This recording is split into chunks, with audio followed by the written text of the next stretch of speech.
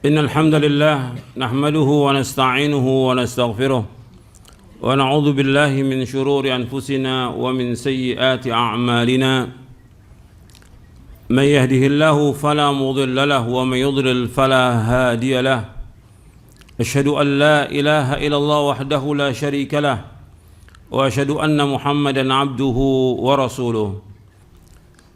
أيها الإخوة أعزكم الله, kita diberikan hidayah untuk talabul ilmi syar'i yang merupakan kewajiban atas setiap muslim dan muslimah. Talabul ilmi faridatun ala kulli muslimin. Menuntut ilmu itu wajib atas setiap muslim. Kalau disebutkan muslim termasuk muslimah, ini nikmat yang besar yang kita wajib syukuri. Betapa banyak orang-orang yang tidak diberikan hidayah untuk talabul ilmi.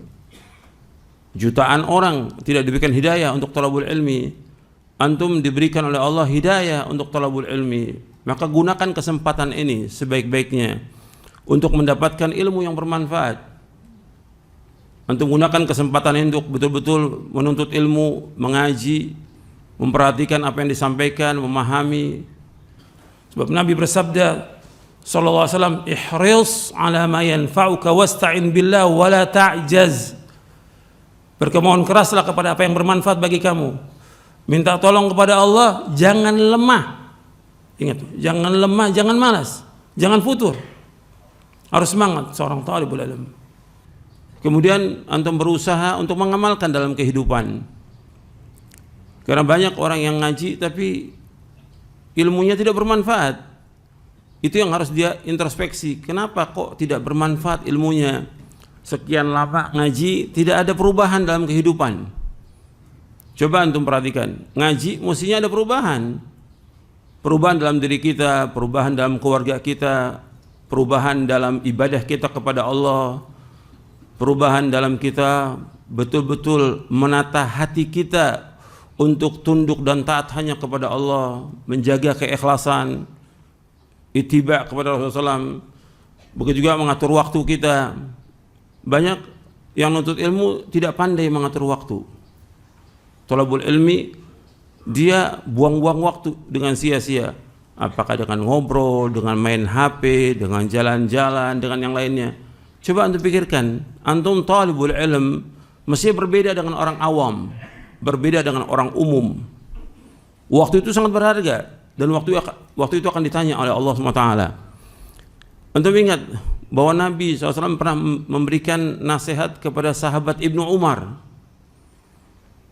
Ibnu Umar masih muda, umurnya belum sampai 20 tahun. Ibnu Umar, Nabi mengatakan kepada Ibnu Umar radhiyallahu anhuma, kun fid dunya ka'annaka gharibun aw 'abiru sabilin wa'udda nafsaka min ahlil kubur. Kata Nabi SAW kepada Ibnu Umar radhiyallahu anhuma, kun fid dunya ka'annaka gharib. Hendaklah kamu jadi dunia seperti orang asing. Au abiru sabilin, atau engkau orang yang dalam perjalanan. Wa'udda nafsaka min ahlil kubur, dan hitung dirimu termasuk orang yang pasti mati, pasti menjadi penghuni kubur. Hadis ini sahih diriwayatkan oleh Imam Bukhari, Abu Daud, Tirmidzi, Ahmad dan yang lainnya. Tapi kalimat wa'udda nafsaka min ahlil kubur tidak ada dalam riwayat Bukhari. Dalam riwayat yang lain ada. Nabi menyebutkan Rasul kepada Ibnu Umar ini, jadilah kamu dunia seperti orang asing atau orang dalam perjalanan. Orang asing atau orang yang dalam perjalanan itu betul-betul dia menjaga waktunya. Waktunya sangat berharga. Kalau umpamanya orang ditugaskan di luar kota seminggu, bagaimana kerjaan dia bisa selesai dalam 3 hari? Karena apa? Karena dia kangen kepada keluarganya. Betul-betul dia jaga waktunya itu. Kemudian orang yang asing atau orang dalam perjalanan, mesti dia mempunyai apa? Bekal. Kita ini sedang berjalan menuju kepada Allah. Kita pasti akan mati dan kita pasti akan dihisab oleh Allah. Maka kita wajib mempersiapkan bekal. Bekal yang terbaik apa? Taqwa. Wa tazawwadu fa inna khairaz zadi taqwa wattaquni ya ulil albab. Berbekalah kalian dalam surah Al-Baqarah, berbekalah kalian karena sebaik-baik bekal takwa. Bertakwalah kepadaku, wahai orang berpikir. Maka mempersiapkan bekal untuk akhirat. Dengan apa? Dengan takwa kepada Allah. Dengan apa? Dengan melaksanakan ketaatan kepada Allah, menjauhkan maksiat. Dengan melaksanakan amal-amal soleh sebanyak-banyaknya dengan ikhlas dan ittiba. Dan juga gunakan waktu kita sebaik-baiknya. Ini waktu kita banyak yang terbuang. Luar biasa waktu ini. Terbuang dengan sia-sia. Banyak yang dipakai buat HP aja itu berapa jam itu? Untuk HP. Buat nonton, nggak ada manfaat sama sekali. Ini waktu yang terbuang untuk jalan-jalan segala macam. Waktu ini berharga. Setiap detik kita, setiap menit kita akan ditanya oleh Allah. Coba kalau antum dari baca HP, dari antum gunakan HP dengan baca Al-Quran. Ini Al-Quran dibaca nih. Ribuan kali manfaatnya Al-Quran ini. Bukan 1, 2, atau 10, ribuan kali manfaat Al-Quran untuk baca. Coba sehari bisa nggak kita baca 2 juz? Saya lihat banyak yang ngaji nggak ada manfaatnya. Waktunya terbuang dengan sia-sia. Main HP, nonton, jalan-jalan. Waktu ini sangat berharga, akan ditanya oleh Allah pada kiamat. Wa an umrihi fima afna, tentang umurnya dihabiskan untuk apa, akan ditanya oleh Allah. Coba antum perhatikan deh. Kemudian Nabi mengingatkan kita di hadis ini, wa'udda nafsaka min ahlil kubur. Hendaklah kamu hitung dirimu termasuk orang yang pasti akan mati. Kalau orang pasti akan mati, besok akan mati, ya udah persiapan dong. Apa yang harus kita persiapkan dari amal-amal soleh dan menjauhkan dosa dan maksiat. Jangan ada waktu yang terbuang dengan sia-sia, jangan. Kayak waktu untuk baca SMS aja habis waktu kita. WA aja udah berapa habis waktu kita. Coba baca Quran. Selembar aja enggak. Sehari ini minimal kita 1 juz atau 2 juz kita baca Al-Quran. Belum lagi baca hadis Nabi, belum baca buku yang bermanfaat. Belum lagi melakukan amal-amal soleh yang bermanfaat buat kita di akhirat nanti. Makanya setelah itu Ibnu Umar mengatakan begini. Setelah nasihat oleh Nabi SAW, kata Ibnu Umar radhiyallahu anhuma, "Idza amsayta fala tantadhir as-sabah, wa idza asbahta fala tantadhir al-masa'." Wa khudh min sihatika limaradik wa min hayatika limautik. Kata Ibnu Umar radhiyallahu anhu, apabila engkau berada pada waktu sore, jangan tunggu waktu pagi. Apabila engkau berada pada waktu pagi, jangan tunggu waktu sore. Gunakan sehatmu sebelum sakitmu, gunakan hidupmu sebelum matimu. Jadi waktu ini sangat berharga. Ibnu Umar yang diberikan nasihat oleh Rasulullah SAW memberikan nasihat kepada kita, kalau udah berada waktu sore, jangan tunggu waktu pagi. Apa yang bisa kerjakan waktu sore? Antum atur. Antum bisa baca buku. Ada, saya udah nulis buku tentang itu. Yang pertama, waktumu dihabiskan untuk apa? Antum baca itu. Yang kedua, dunia lebih jelek daripada bangkai kambing. Antum baca itu, buku itu. Bagaimana ngatur waktu kita dari mulai kita bangun tidur sampai tidur lagi. Sore apa yang bisa kita kerjakan sore?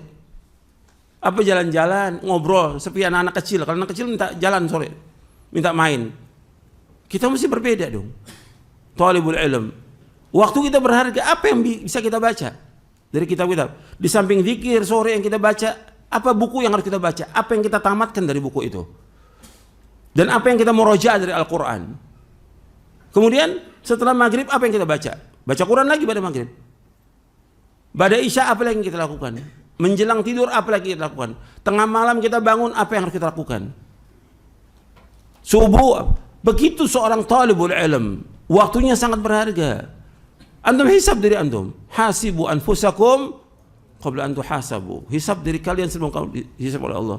Coba ini perhatikan yang seperti ini. Banyak saya lihat waktu yang terbuang. Talibul ilm terbuang. Antum dipilih oleh Allah untuk ngaji, untuk nuntut ilmu. Ini luar biasa, antum dipilih oleh Allah. Gunakan kesempatan itu. Banyak orang-orang yang sudah dipilih, kemudian setelah itu dia gunakan waktu yang sia-sia. Akhirnya lama-kelamaan udah dia jenuh dengan ngaji. Akhirnya sama dengan orang awam. Terus bagaimana? Ya terus dia berbuat dosa dan maksiat yang akhirnya dalam kehidupan dia su'ul khatimah. Waliyadzubillah. Ini bukan main-main, ini hidup ini betul-betul kesungguhan yang kita akan ditanya oleh Allah. Apakah antum sebagai orang umum yang diberikan kesempatan untuk ngaji, atau antum anak pondok? Kalau anak pondok ada kewajiban lagi di samping antum thalabul ilmi, membaca kitab, murajaah, antum juga punya kewajiban untuk mendakwakan keluarga. Sama seperti antum juga yang ngaji, meskipun bukan dari pondok, ada kewajiban. Apa sih kewajiban kita kepada keluarga kita? Apa habis ngaji sudah, taruh bukunya, selesai. Apa sih yang saya dapat dari ilmu ini? Apa yang saya harus amalkan? Apa yang harus kita dakwakan kepada keluarga?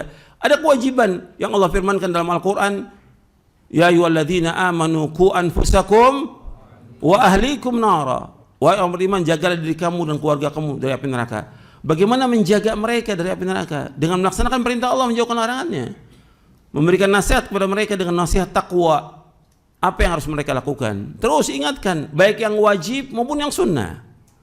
Nggak tinggal tuh, yang wajib maupun yang sunnah. Hatta dia sudah dewasa, kewajiban orang tua, ingatkan juga anaknya. Untuk mengingat Rasulullah SAW, hatta Fatimah dengan Ali bin Abi Thalib radhiyallahu anhuma. Fatimah dengan Ali, meskipun dia sudah nikah, tetap Nabi ingatkan sholat malam, bangun sholat malam, bangun sholat malam. Diingatkan bangun sholat malam. Meskipun dia sudah nikah, tetap diingatkan. Jangan diam, sholat diingatkan itu. Itu yang sunnah, apalagi yang wajib. Jadi ini harus terus diingatkan. Ya antum belajar untuk antum sampaikan. Yang jadi pondok tadi, dia harus belajar lagi dan mengajar. Kalau udah mengajar, ada kewajiban dia untuk mendidik mereka di atas Islam dan Sunnah. Untuk belajar, yang dipelajari apa? Quran dan Sunnah. Yang disampaikan juga Quran dan Sunnah ala fahmi salaf.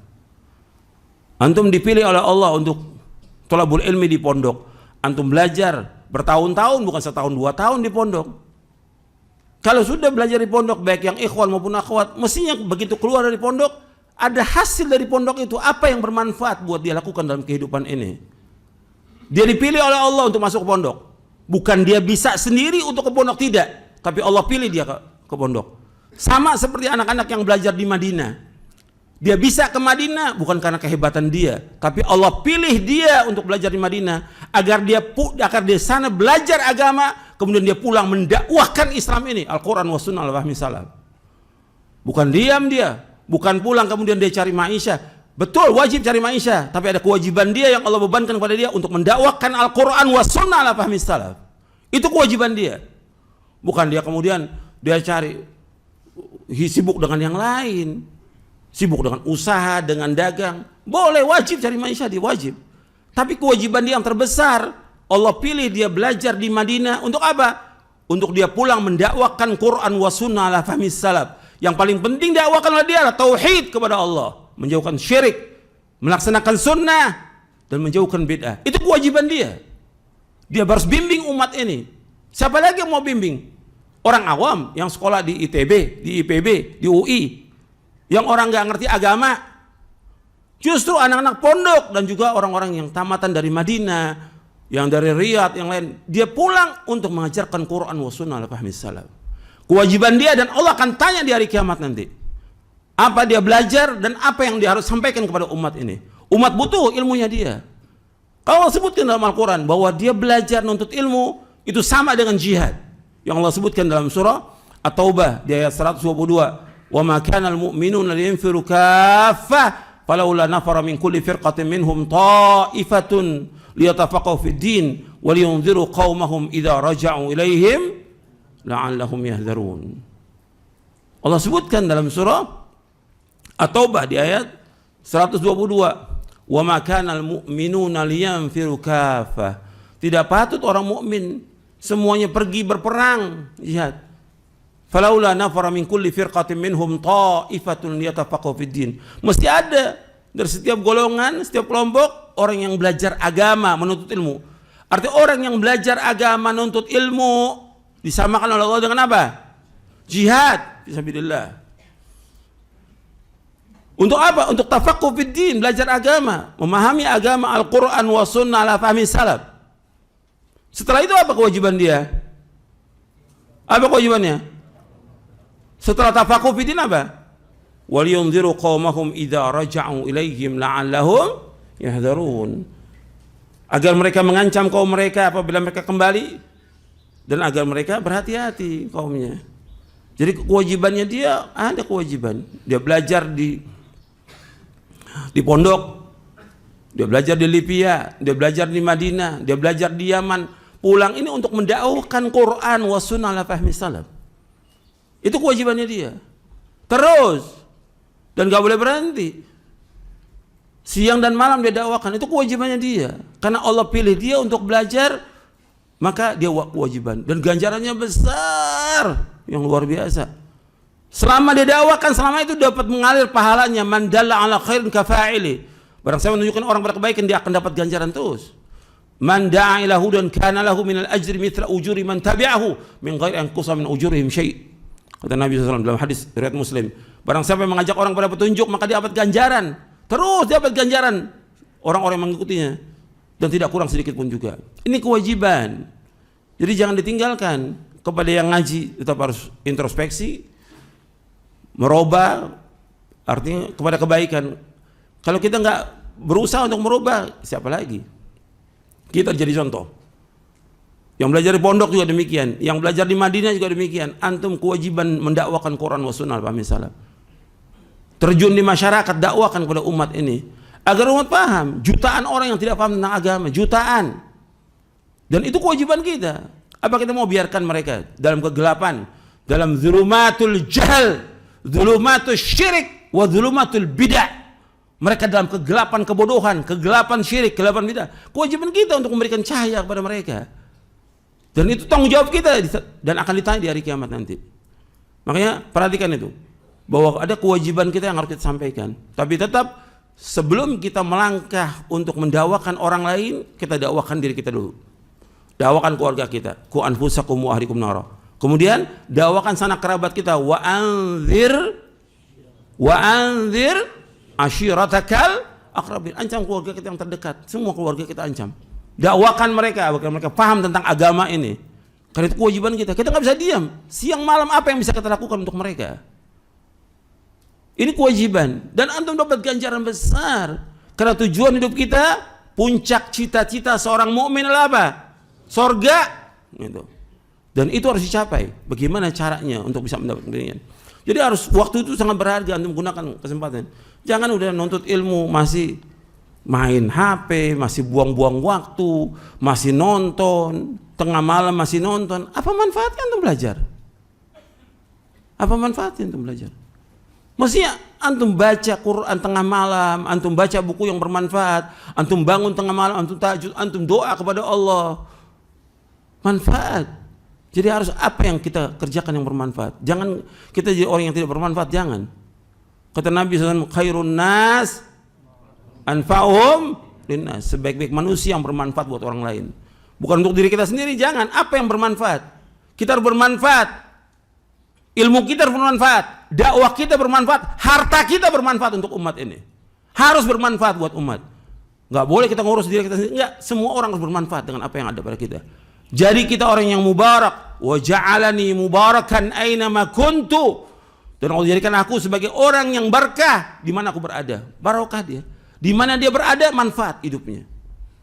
Antum harus jadi seperti itu. Thalibul ilm bermanfaat buat dirinya, bermanfaat buat istrinya, bermanfaat buat anaknya, bermanfaat buat orang tuanya, bermanfaat buat tetangganya, bermanfaat buat umat. Antum harus jadi orang yang bermanfaat. Jangan jadi sia-sia, jangan. Jangan berbuat dosa maksiat, tinggalkan semuanya. Kita harus jadi orang yang baik. Dengan ngaji ini ingin jadi orang baik. Jadi orang yang bertakwa. Jadi orang yang saleh dan juga muslih, bukan hanya saleh, tapi muslih, memperbaiki orang lain. Jelas sampai sini? Mudah-mudahan bermanfaat. Wassalamualaikum warahmatullahi wabarakatuh.